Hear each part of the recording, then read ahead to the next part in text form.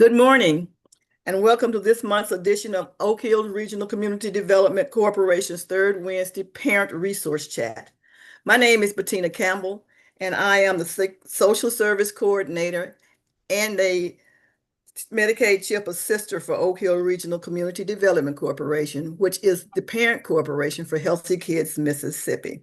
Joining us today is our metrics director and our technology director, Mr. Thomas Robertson, and also our program director should be joining us. And we want to recognize our executive director, Dr. Michael O. Minor, and our program director, Sister Lottie Minor.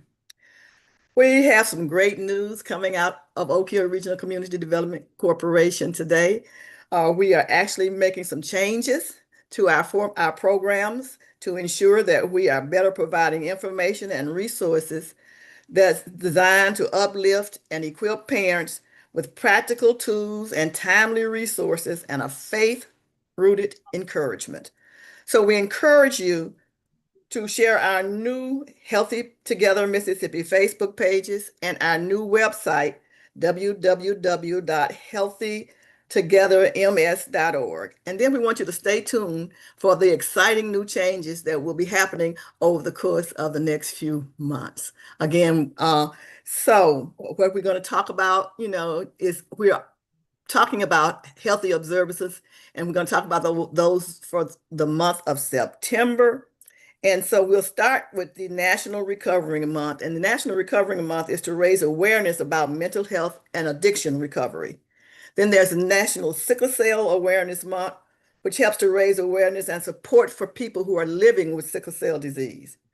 The National Childhood Cancer Awareness Month, which is to remind us of this ever-growing epidemic. And we want to be assured that working together, we can do something about changing the outcomes of this horrible disease for people who are living with it. Then there's our National Childhood Obesity Awareness Month, which is observed in September to educate children and their families on how to prevent obesity. Of course, there's National Sickle Cell Month, and this was designated by Congress to help focus attention on the need to research and treatment for sickle cell. And finally, tomorrow, September the 18th, is HIV/AIDS and Aging Awareness Day. And it's to encourage our older adults to get tested and to help prevent HIV and to promote treatment. So again, we want to be talking about that today. And so we have with us Dr. Ty Uran Link. I think I'm pronounced that wrong, but we'll have her correct me when she gets on here. But Ty is a wonderful lady. She's from Nashville Cares, and she's going to provide the vital information about HIV and aging today. Welcome, Dr. Link. Thank you. But before we get started on our presentation, I again encourage you to please share this webinar on your social media platform. Then I want you to get your pencil and your paper and make sure that you write down all of the questions or concerns that you have as we go through with our this conversation that I'm going to be having with Dr. Link. And we will make sure that we answer those questions at the end of the session. Before I go further, I want to say also that we have with us Mr. Denford Galloway, who is the Shelby County Health Department Planning Counselor Manager for the Ryan White program. And if she has not joined us, we should have Mrs. Paulina Edwards-Childs, who is the Healthy Aging Director for the Mississippi Department of Health, to join us today. So again, welcome, Dr. Link. And so I'm going to share just a little bit about Dr. Link and her wonderful accomplishments. She has an ED in Organization Development and a Master's of Science in Community Counseling. And she also has an MBA. This is a very educated woman, and we're so proud to have her with us today and proud of all of her accomplishments. And on top of all of that, y'all, she's a minister. And she is with the First Baptist Church in Gallatin, Tennessee. Gallatin, Tennessee. And we are so happy. She's employed at Nashville Cares as a program director of Healthy University, a program for individuals living with HIV that focuses on education, on advocacy, and social networks in an atmosphere of empowerment. Keep that in mind, in an atmosphere of empowerment. Ty is also she also serves on the scientific review committee for the Vanderbilt Institute for Clinical and Translational Research and on the Epidemic Equity and Leadership Work Group, which is the response for the national strategies for people living with HIV and AIDS. And Dr. Ling also serves as a chaplain for the Summer County YMCA. So again, we want to welcome you. And if I left out any vital information that you feel that you want to share, I mean, because you're just doing so much, I know I missed something. We want to make sure that you to have the opportunity to share that also with us.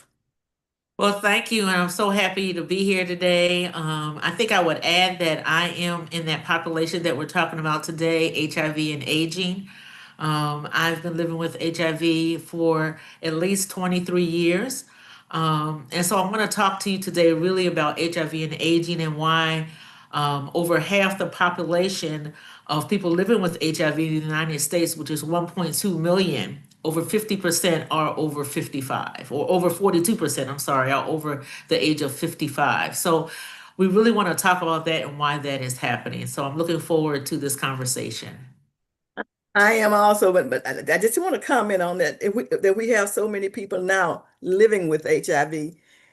It's just awesome because when I first came into the field over 30 years ago, that definitely was not the case. So to have you talk to us a little bit today as we go through about some of the advancements that they have made and how important it is to just get tested. So, Yeah. so my first question for you is HIV and AIDS the same thing?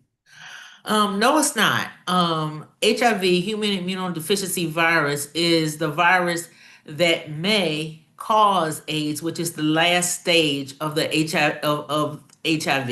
It's the final stage if left untreated. So there'll be some people that will never progress to AIDS because they're taking their medication every day, they're taking it as prescribed, they're living healthy. They may never get in their entire lifetime progress to an AIDS diagnosis. The thing about it, if you do progress to an AIDS diagnosis, which is only diagnosed by a doctor, by a medical doctor. So when you go in and get a test, usually the test is for HIV, not AIDS. HIV is the virus that can or may cause AIDS. And so once a person maybe they're diagnosed with AIDS, they can revert.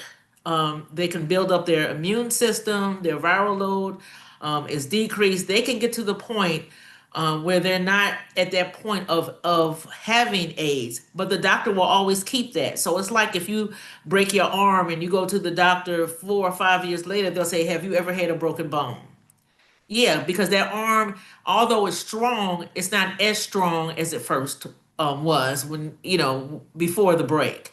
And so it's the same way with a diagnosis of AIDS. AIDS is the acronym that holds the stigma, unfortunately, not HIV.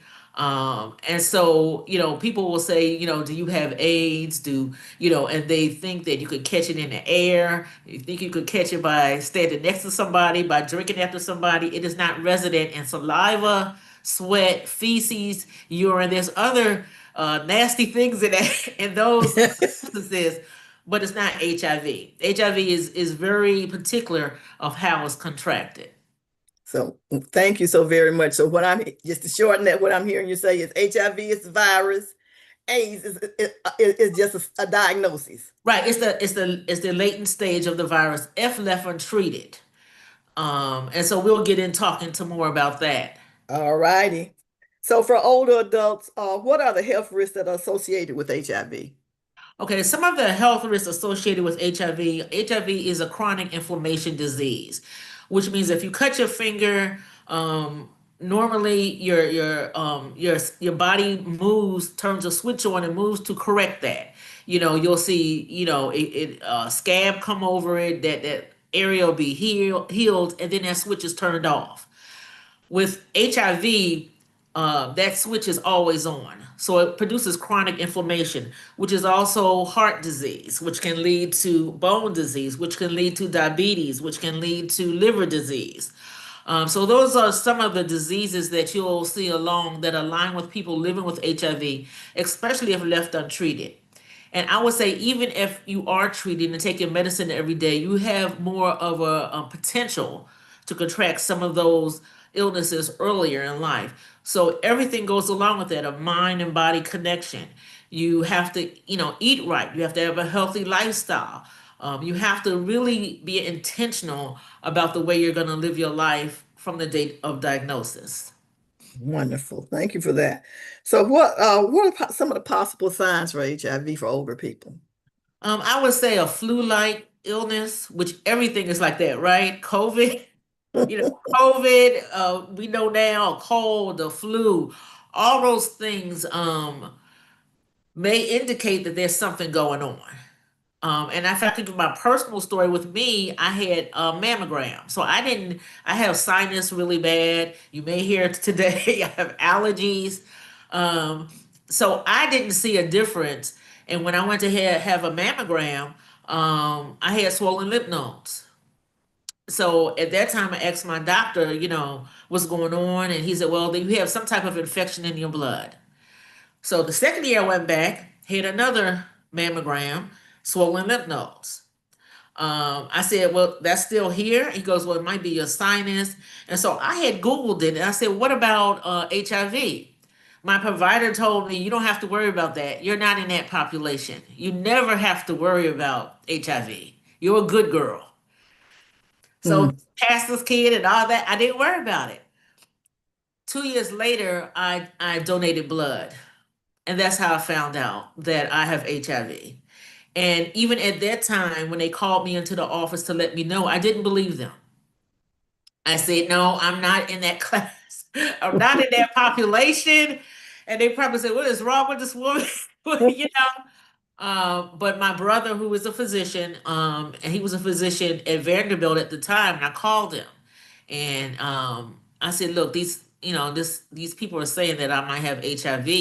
And I expected him to say, because I'm the youngest, he's the oldest, girl, go home. Don't even worry about that. But he didn't say that. He took the phone, he talked to the nurses, and he said the most important words. He said, it's not fatal, it's chronic. You can live with this. And so for me, those were encouraging words because I had teenagers at the time. And yeah, so I went home and I decided to live with this, and not only live with this, but let other people know how to live healthy with this in a long life.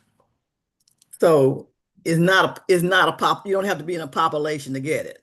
Exactly. Okay. Anybody having risk, vaginal fluid, semen, blood to blood contact, breast milk, any one of those categories is a possibility. So I think everyone should be tested at least once in their lifetime. The test now is a 5 minute, 10 minute test depending on what kind of test you have. You go in, you have the test, and then you know your status, So everybody, regardless of regardless of of age. race, age, Yeah, socioeconomic status, any of those things, everybody exactly. who is engaging in sexual activity or sharing needles or share of some kind Right. need to go and get tested. And that's any form of sex, any form of Any, sex, say that and one more time. any form of sex and any age, Right. and I think about my granddaughter who's 11, and my daughter called me and said, I think she's been looking at something she's not supposed to. Something is going on. And so me and my granddaughter have this sort of, like to think I'm a cool grandmom relationship. And she called me and I said, well, what's going on? And she said, well, there was a boy at school at recess. He said that he watched his father and his brother talk to the TV, talk to the Alexa, and say sex videos. Y'all should go home and try it. And so she did. And she saw sex videos. And that's what my daughter was talking about. And so we had to have a conversation about that, as well as tell the principal at the school, everybody at recess, their parents need to know that if they have an Alexa or some type of smart TV in the home, this is the way kids can find it. So it's real easy for kids to find. we also talked about with her, she said, well, Gigi, there's certain girls at school that are having oral sex, and we talked about that for her age. We talked about, disease. We talked about everything. And so that's sixth grade. Sixth grade, which is one of the biggest populations for kids testing the waters and seeing what's out there. And this stuff is on TV, is on Disney, is on different things. Not talking about the TV, but I'm saying it's available, and we need to have answers for our children, so they know what to look for.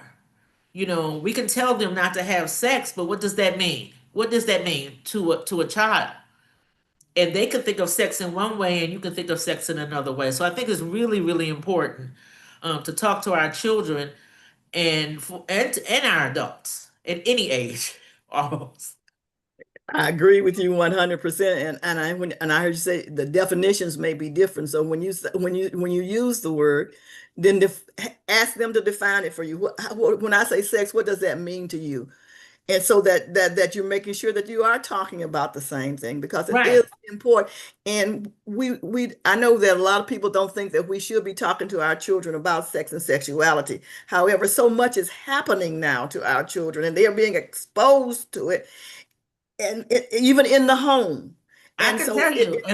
and nobody is having a conversation with them about it. And so they are putting themselves at risk, not only for HIV, but for all of the other sexually transmitted infections. And when we're looking at it, it's not just talking about sex, it's talking about reproductive health, Exactly. which is critical. It's Exactly. critical. And if we're not talking to them, who's talking to them? I use the word Exactly. oral sex. She said, there's some girls giving head. So I said, what does that mean? And she understood what that mean in her terms, but she didn't use the word sex. So even then, we were talking about two different things until we actually communicated about it. And I'm Uh, glad we have that relationship, because if you're not talking to your children, who's talking to your children? so Who's talking sex to you? language isn't so common. That's right. That's right. Okay, so thank you so much. That was really, I'm glad we stopped there to have that conversation.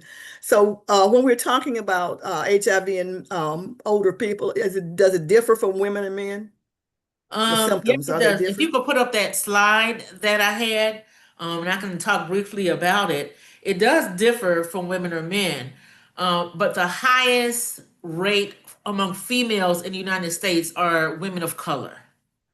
We are almost 13 times higher than other races. I'm saying women of color, so Black women, Latino women, we are the highest. Black women are at the highest point, and Black young men. When we talk about aging, as I stated, 42% of people living in the US with HIV, that's 1.2 million, are over 55. So the first question is, why is that? We're highest among the late stage of HIV diagnosis, because doctors, as well as the community, sometimes we don't believe that older people should be tested for HIV. They should be. To me, it should be a regular test along with your other annual tests. And so many doctors, even today, my diagnosis was, decades ago, but even today, many doctors are like, you should, why are you worrying about this?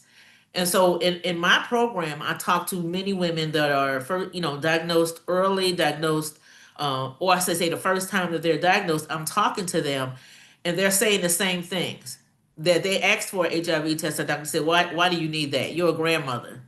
But that doesn't mean that grandmother is not having sex. So everyone should be tested, but I think that's why the rates are so high. Some of the unique challenges is though that it leads to loneliness, it leads to social isolation and stigma, because a lot of people are ashamed.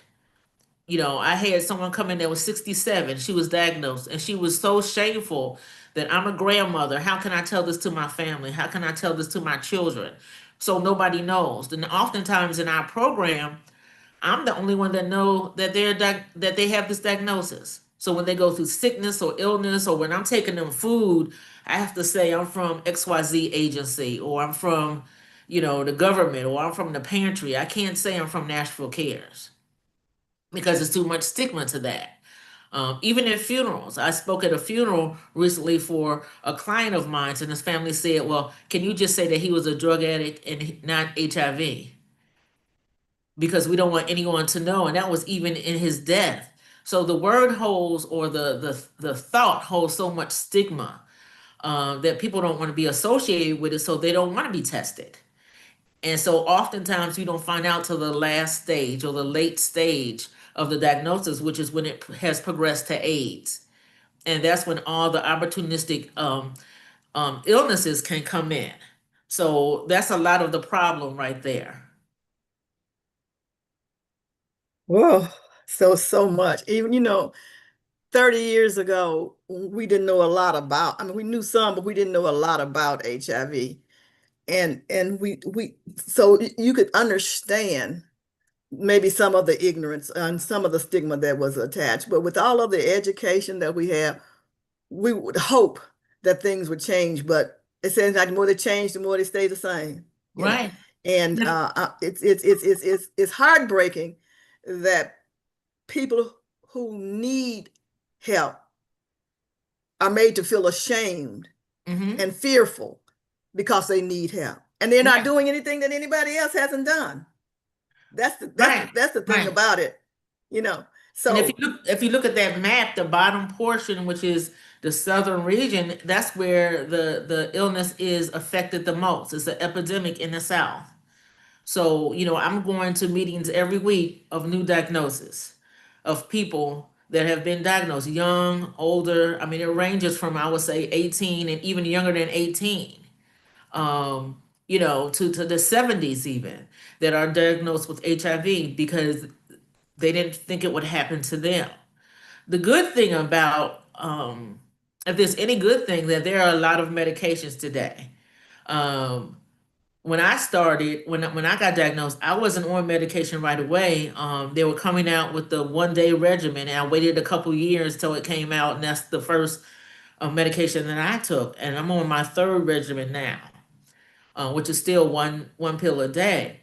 So there are over 35 different medications now. There's an injectable that a person could take, every other month.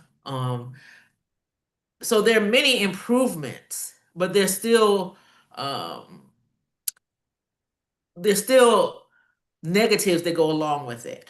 For instance, a person with HIV, even taking their medication, are 40% higher to have a blood clot. So even unprovoked blood clot, not because of an operation or illness, it's just there. They're higher to take kidney disease. The medicine is good, but it's strong. So you have kidney issues, you have liver issues. And so that's the reason that a person living with HIV also has to live a healthy lifestyle, because that will help them to live longer, and to live longer thriving, and not, live longer sick, to live longer with a purpose. Yes. so as with anyone else who's ill and taking medications, Right. the medications help to improve the quality. Is Exactly. but there are side effects, and so the whole Yes. thing is to not get HIV and not Exactly. contract HIV in the first place. So Exactly. so talk to me. How often should a person get tested? When should they talk to their doctor about HIV I and, would and say as they should be tested every year. And if they're involved in any situations where they're, having not protecting themselves with safer sex practices, then they should be tested more often. I would say every 3 months, every 6 months, depending on what they're doing in their lifestyle, but at least once a year. and At keeping? least once a Go year. ahead. I'm sorry. No, I was gonna say at least once a year. So and so they And I should and in realizing that when they are tested, the testing is only testing back behavior. It's not testing any current behavior or any behaviors that you right. engage in the So future. any So that's behavior why it's that important to get tested right. if you can, and whatever behaviors you are engaging in. And if it's ongoing, then you should make sure you're testing frequently so Yes. that you are, but you shouldn't use that as a prevention strategy. Exactly. Exactly. Exactly. And so are there medications that can reduce a person's risk for contracting HIV? Yes, and that would be PrEP.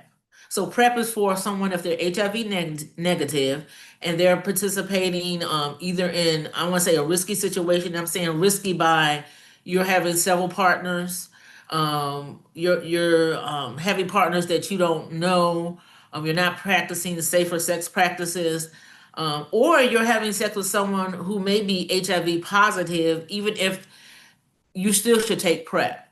Now, the good thing about if someone is HIV positive and they're taking their medication every day, they're undetectable. Undetectable now equals untransmittable, meaning a person that is on their medication and undetectable, meaning that there's no HIV in their sample of blood, they cannot pass HIV. They're untransmittable, and that has been proven scientifically. So that's not just someone saying that. It was proved by a partner study over several years, and so that is a plus also. Let me ask you a question so that we're making this clear for everyone. Untransmittable does not equal not having HIV. It just simply Exactly. means that there's not enough in your bloodstream to be detected. Exactly. And so that's Okay. the reason why someone that's living with HIV should take their medication every day. So don't stop taking it Right. just because they say you can't transmit it because you're still Right. when you Because if stop you taking stop, it, then those numbers go back up again, and right, then you can transmit it. So and you can okay, set up a wonderful. resistance. Yeah. Wonderful, Yes. wonderful. Thank you, and that's very critical because a lot of people are thinking that, oh, I can't transmit it, so that must mean I haven't got it, so I'm okay now, and so Right. they stop taking their medication, and then And they putting themselves and everybody else at risk. So and wanted to understanding that make there sure are that we other clear that up. STIs. There's I know in Tennessee where I'm located, Tennessee is number 8 for gonorrhea, chlamydia, syphilis. So there's other things, even if you can transmit HIV, you could transmit other things. So That there's that still can be other things. just as It Yes. can have just as a negative effect because four of those other sexually transmitted diseases, well, three of them, there are no cure for them Right. either. So we want to make Exactly. sure that you are protecting yourself. So Right. so awesome. Thank you so much. But well, now we're talking about taking all of these different medications. I wanted to know uh, how does that interact with other medications that seniors may be taking? I would say if they're taking a HIV medication regimen, then that would be number one. That would be like the king of the medicine, and every other medication that they're taking should align with that. Their provider will know if there's a conflict, if one medicine is not compatible with another, and so that's the reason that another reason to stay in tune with your doctor because your doctor will know that. So, for instance, I used to take a leave for pain. I can't take a leave because now a leave will affect for me, and that's for me. That's personal, but it would affect my kidneys, which also I have to watch out for. And I don't have kidney disease, but that can push me to a certain point, just how my body reacts to it. So I think a person that is living with HIV, they have to pay really attention with their doctor. That's a good relationship to have. It's like your best friend. That any medication you have, any over-the-counter medication. So St. John's Wort is a no-no because how it will affect the medication, HIV medication that you're taking. Ginseng in some forms is a no-no. So you really have to have a comprehensive list of everything you're taking, not just subscribed, but over the counter. Herbal medicine, which I used to take a lot of, and I had to pull back because it had some negative effects with my HIV medication. So it's, as you say, it's quite important that once you find out you are HIV positive, that you get in care and that Right, you stay in tune with your doctor. And before you put anything in your mouth, I don't care if, as you said, if it's a herb, if it's a vitamin, before you put it in your mouth, check with right, your doctor to make sure that there's not going to be any negative effects. That exactly, are interactions between medicines that would cause you to have something else. So exactly. and hey, being in that senior age group, I know we have enough aches and pains and everything else that we That's don't want to right. add to it if we don't have to. And That's so right. we strongly are encouraging you to make, first of all, to make sure that you get tested, that you know your status. And then once you know your status, that you get into treatment and that you Right. stay into treatment. And that you really don't think that you shouldn't get tested because of any position you're in. I was married at the time. Unfortunately, my the father of my children is no longer here. He decided not to take the medication for whatever reason, so he's deceased. But a lot of people say, well, you were married. That doesn't matter. I would say everyone should be tested. Everyone should be tested. I was asymptomatic for a number of years. So that means I didn't have any symptoms that I would think that I had HIV. There were no symptoms coming up. The first symptom that came up that I saw was the swollen lymph nodes. And so then I moved on from there. But as I stated, it could be a flu-like illness. And so you could think, oh, I might have COVID, I might have something else. You might never think of HIV because you're in a committed relationship. And it doesn't mean that that person transmitted it to you either, depending on, how long you've been together. You may have been living with this. So that's why it's so important to get an HIV test. And I'm so glad you brought that point up. I want to say this before I bring Mr. Galloway in and see if he has anything that he would like to say on this subject. But because you don't know if you're having multiple partners, and for a lot of women, we are in what we call serial monogamy.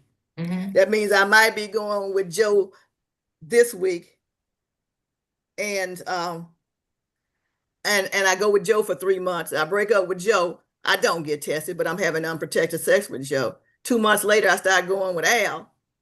Don't get tested. Go with Al for 6 months. Break up with Al.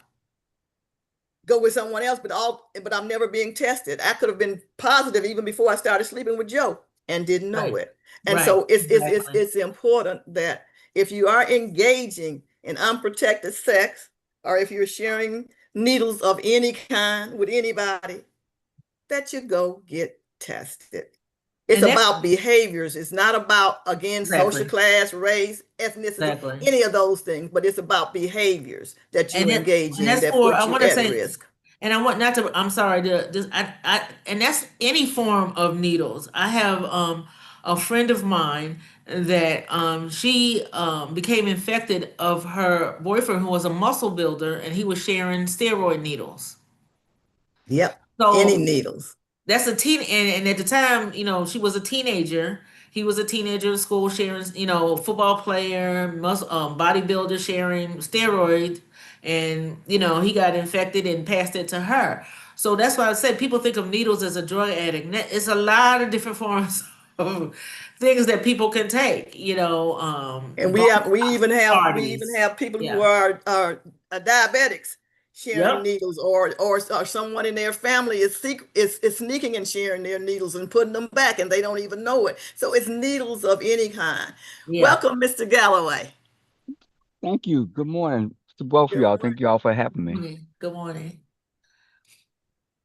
I don't I would, I would just like for you to comment on any other things that we've been talking about thus far. Anything that you might have to share that we missed, or you might want to share a little bit of your story, whatever you want to do. well, first and foremost, again, I'm Jennifer Galloway. I'm from Memphis, Tennessee. I'm 64 years old, about to be 65, and I've been living with HIV for 22 years. Okay. You all expounded on something that I would want to bring up, and that was married couples and being tested. I've done numerous community outreach and wellness fair, and there's been so many people say, "Hey, we married, we don't need that." Again, you mentioned HIV lay dormant for a while, so it could have happened before, but Right. then again, it could have happened while they was married. Someone could have uh, stepped out or what have you, but it is so much embarrassment and pressure for one or the other spouse to even think about taking the HIV test. Yeah. And they need to take that pressure off each other and be comfortable. Say, hey, well, let's Yes. go get one. It's best that we know than not know. Know now, live longer. It's a slogan that we use all the time. So please, married couple, don't be ashamed, don't be embarrassed, and don't put too much pressure on your spouse to feel ashamed or scared to get a test. Um, the other thing I would like to either mention is that uh, aging with HIV, we in that era. They didn't expect us to live this long, but That's we right. here. We're still here. So the next best thing is figure out what's the best way to keep living, to keep moving on. And I heard you all spoke earlier about uh, your health, taking care of your health, eating right. That's probably one of the biggest things to continue to live on. Is making sure you eat right and do the things it takes. Maybe exercise, throw some exercise in there. But that is something we got to do.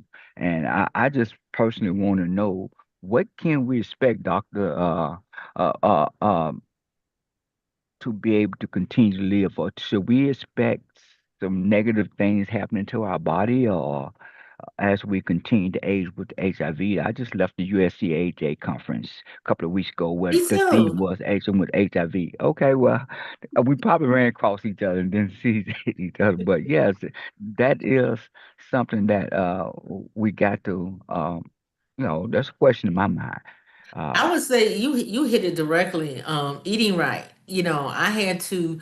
Um, I'm 65, and so when I turned 64, I was pre-diabetic. My liver, fatty liver, cholesterol, a bunch of stuff was happening. Um, and so I had to change the way I eat. I've been eating, you know, all the soul food and other stuff I want. I had to swap some stuff out. For myself, I just changed my eating plan for myself. And I don't think everybody has to do this, but for me, I wasn't a big, meat eater anyway, so I stopped meat. But I do eat fish. I do eat, seafood and stuff. But I had to switch some of that up. I had to swap out some things that I ate all the time, and maybe I could have once a month. But I was able to reverse all of those things. So I'm no longer pre-diabetic, cholesterol is good, but I had to change the way I eat and I started exercising. So I've lost, at this point, I've lost like 50 pounds and I feel better. And that's just by, and I'm not, in the gym all hours of the day. I'm talking about walking, walking. I'm talking about, doing some, I don't know if you saw those videos, chair yoga, stretching, doing mhm. things that are practical will extend your life. Okay, You yeah, and know, I've done the same. I've changed my diet yeah, to vegan diet, and that's something that has made me feel better. I believe I've still worked probably 6 days a week at this age, so I think yeah. that's very important. And for anybody, that's very important as to their diet and what they eat. So, but yeah, so yes, this aging with HIV thing is a great thing, and I'm glad. I know they wasn't expecting, and is there different treatment that needs to happen, being that we are aging with HIV? Is there something different besides eating right and exercising? Is there any other medication or thought process? And let me say this, and I'm gonna turn it back over to you. Especially for people aging with HIV, I just heard this phrase a few months ago called sitting disease. That may not be the real professional proper name for it, but basically it's people living with HIV or anyone that has the illness just have isolated themselves at home and don't be involved with people and or what have you. So we are actually trying to plan something for that. So I'm gonna let you expound on that. Yeah, you hit Just, it right just, on the just head a moment, again. just a moment, please, Dr. Lynn. Would you say the name of, you just heard the term what again? Well, someone called it sitting disease, but I think that's Sitting, okay. another professional term for that. And I'm gonna let the doctor talk about that. Yeah, and I Sitting haven't heard the disease. term for that, but I agree. You hit it right on the head. The other thing is the mind and body connection. That you cannot allow yourself to isolate yourself so you have no kind of social contact, that you slip into depression, because our mind, and our inner critic, which I call it, will criticize you, and you'll talk more about yourself than other people even will when you're isolated by yourself. So you definitely need a community of support to come around you and lift you up and to talk, whether it's about, we have a lot of groups where I work. None of our groups are we ever talking about on the whole HIV. We're talking about life challenges. We're talking about grandmothers now taking care of their grandchildren. We talk about, housing. We talk about, um, dealing with stress, dealing with anger, dealing with. So we talk about a lot of stuff, and that your mental mind, stress can really kill you. It can kill you. I know Right. you say that, but it can mess with your heart. It can mess with your blood pressure. It could let go stuff in your body that will cause the HIV disease to get worse. I remember I was working at a place that was very um, toxic, and my CD4 cells, um, they went down. They went down, which means my body was reacting to what my mind was feeling. Hmm. I moved from that atmosphere, and all of a sudden my numbers went up. So Okay. when you say CD4, would you explain to our listening The CD4 population? are your cells that they kind of protect you from illness. They're like your little army, your little soldiers. But different things can cause them to go up or down. So, for instance, if I have a sinus infection, my numbers will decrease. But once I take the medication, the CD4s will increase. So you want your CD4 high, you want your viral load low. Your viral load is actual how many cells, actual HIV cells that you have in a sample of blood, which is 1/5 of a teaspoon. So you want that low or undetectable, but you want your CD4s high. Because when they get at a certain point, if they get 200 or below, you'll be diagnosed with HIV with AIDS. I'm sorry, with AIDS. And so you want to keep them high. But your mind and body connection is so strong that sometimes your cells your those cells will go low because that connection is so strong. It'll cause your body to react what your mind is going through, whether it's depression, anxiety, those things will kill you. And so you have to be around someone that supports you. You have to, whether it's listening to music, talking to people, self-talk. I promote all that. I promote therapy, getting in touch so make sure your mind is okay. Getting a positive self-talk, whether it's going I to agree. whether Yes. it's being around friends, being away from negativity. If someone is negative, walk away. Find somebody who's positive. Find somebody who will lift you up. You And know, the things that you are talking about, and Mr. Galloway are talking about in terms of your health, that help combat the rapid decline in your health because of HIV are things that are normal for anyone. Anyone needs to know. So if you're keeping yourself healthy, right, it's a wonderful thing. And I wanted to just say a couple of things, and then I'm gonna see if Mrs. Childs is with us. I would like to bring her on so she can talk to us a little bit about HIV in Mississippi. But we talked about the fact that people are lonely and they need help and they need support. And this is one of the ways I think that our churches can step in right. and be a positive support, because I heard you say you were a preacher's child. So one Yes. of the questions that I had to ask you, but you kind of answered it when you said you were a preacher's child. Being a Christian does not save you from HIV. No, Going it to church does doesn't. not And, save and you and from God is working through HIV. the medication But every day. God is working through that medication every day. thank you. Thank Luke, you. I always say Luke was a doctor. So we say, well, I don't need the medication because Jesus will heal me. He's healing you through the medication. So what I'm saying, so just because you don't believe, don't think that because you're a Christian that protects you against anything and everything in this world. Right. But being a Christian does help you because Exactly. because that's your spiritual mind Exactly. helps you emotionally and mentally. So Exactly. and that is what helps you stay physically well and healthy too. And so it's Exactly. mind, body, and spirit working together Exactly. that helps Exactly. you. And ladies, I just have to say this as I don't know about other ethnic group ladies, but I know black ladies. We're real good at denial. We know our man or our partner is messing up, and we will deny it to the heels and continue to put ourselves at risk instead of having that conversation. So Yeah. it's important that we have the acknowledge and have the conversation.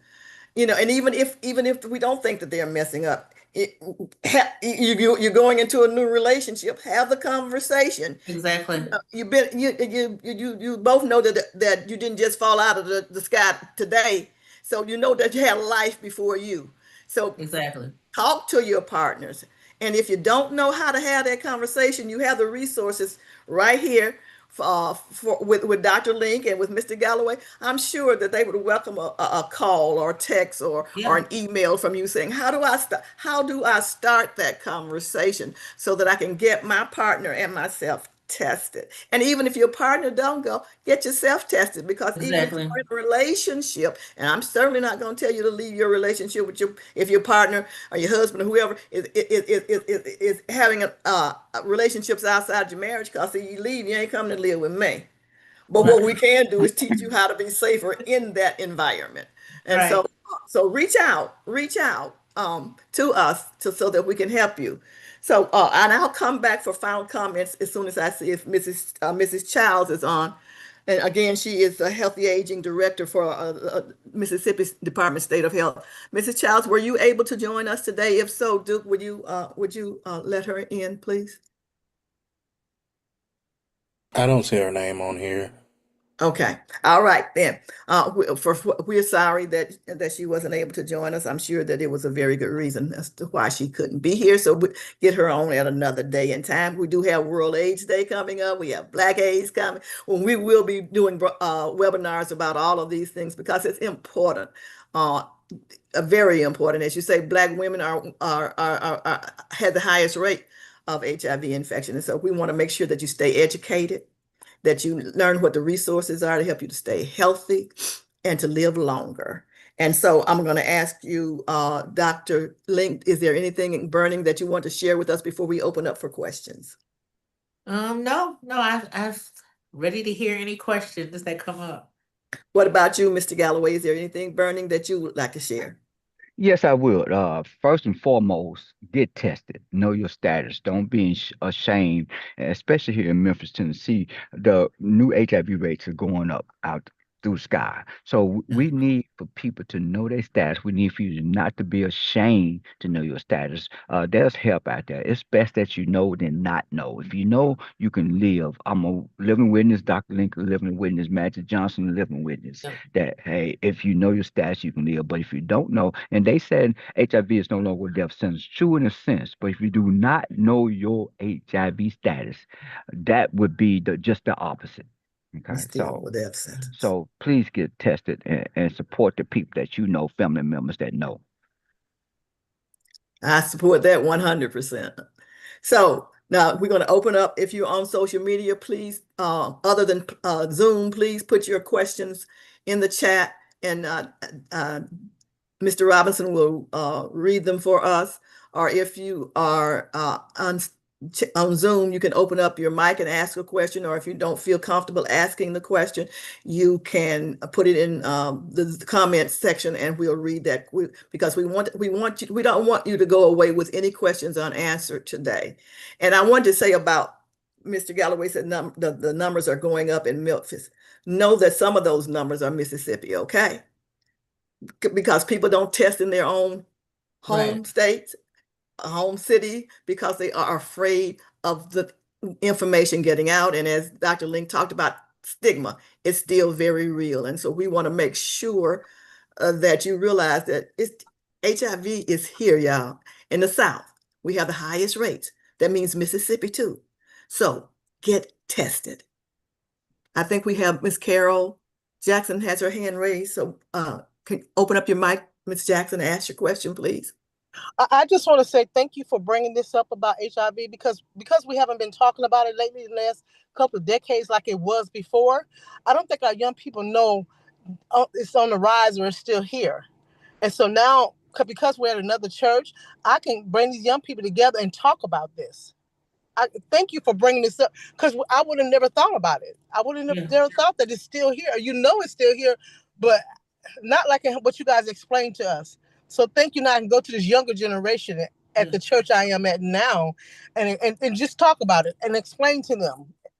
I mean, seriously, thank you so much. Because everything you guys bring, I can take back to the church now. and Well, not be thank you. afraid to take it back, because at first it's taboo. And no, we need to talk to you young people about this, because they're still out there having unprotected sex, as well as our older people too, which you Yeah. didn't think without Yeah, wisdom. I'm glad. I'm so somewhere. glad you said older people too, because we as Dr. Link said, we don't want to think that grandmama and grandpapa or mom and daddy are having sex, Right, but and they they are. are.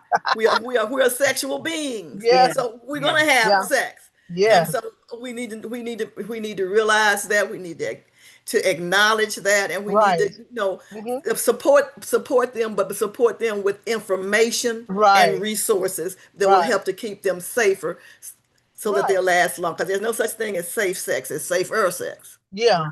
And, Right. and then this too also goes with just ministering to the whole man.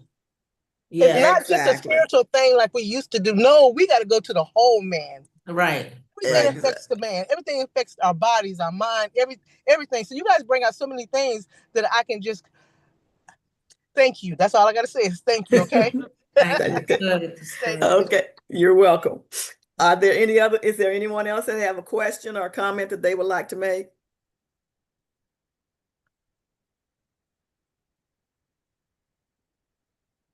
Brenda Jefferson. Oh, excuse me. Bishop Bernadette Jefferson is on from Flint, Michigan. Bishop, come on in. Good afternoon. Good Welcome, afternoon.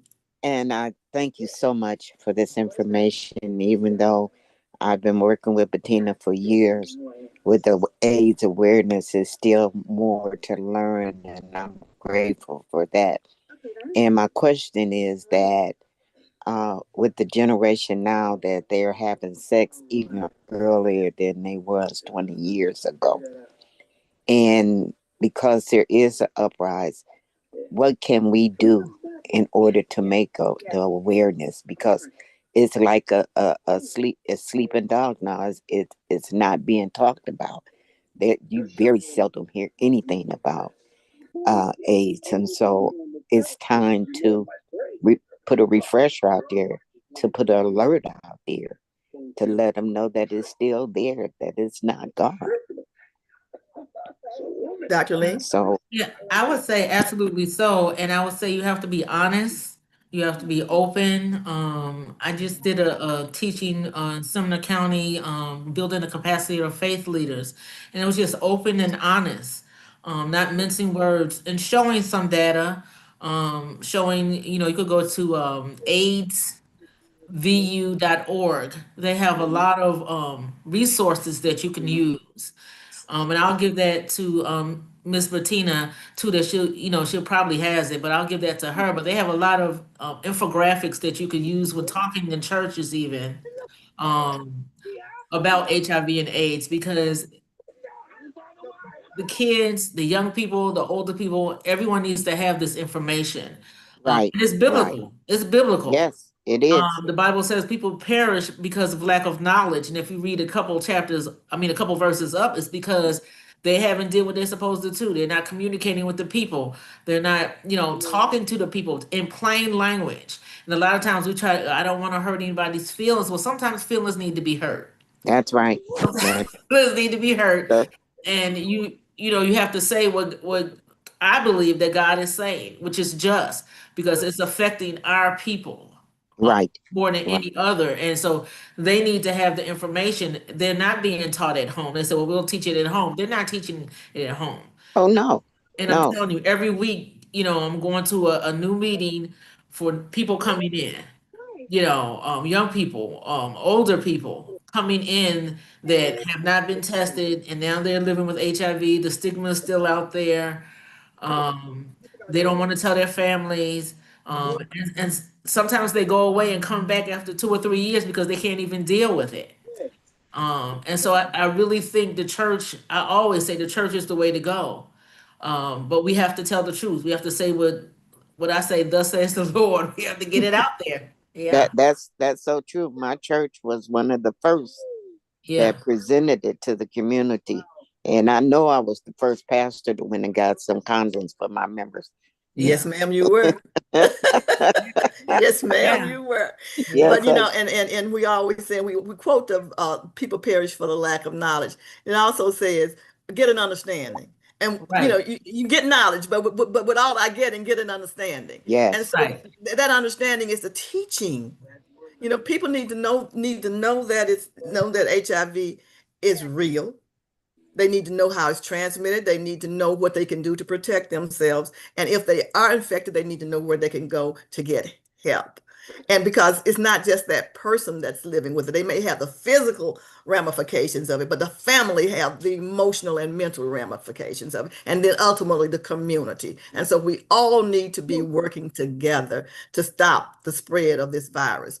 And it's no joke. It's not a laughing matter, and it's not a shameful matter.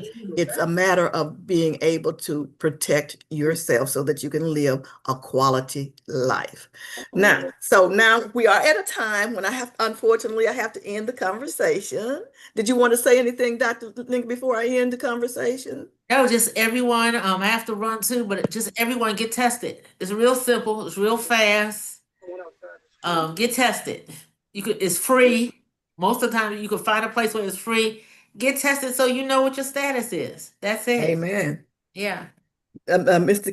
Galloway, one last thing you'd like to say? Real quick, if this message is not for you, all fine and well, but you got nieces, nephews, cousins, neighbors, friends. Share that information with me and let's everybody stay alive together. All right. I love that. Share. I mean, if you don't feel like you're confident in saying the word, put this video on and have them sit down and watch it. That's It's it. good for everybody. That's So it. again, this has been awesome. We've learned a lot. We've shared a lot, and I am so grateful that you came. We want to say again that and give you some updates or some friendly reminders of what's coming. So Ask Mary and Pat Zoom webinar is 6 p.m. Monday, September the 29th. Let's Talk Real Estate with Area Mays is 11 a.m. on Thursday, September the 25th. And finally, our next third Wednesday Parent Resource Chat is on Wednesday, October the 5th. And we will be talking about domestic violence and ADHD awareness in adults and children. So we invite you to please come back and join us. Again, you may hear more, learn more about us on our new website at www.healthytogetherms.org. And once again, we would like to acknowledge our Executive Director, Dr. Michael O. Minor, and our Program Director, Lottie Minor. This has been a production of the Oak Hill Regional Community Development Corporation. And so so we're asking that you please join us again next month, same time.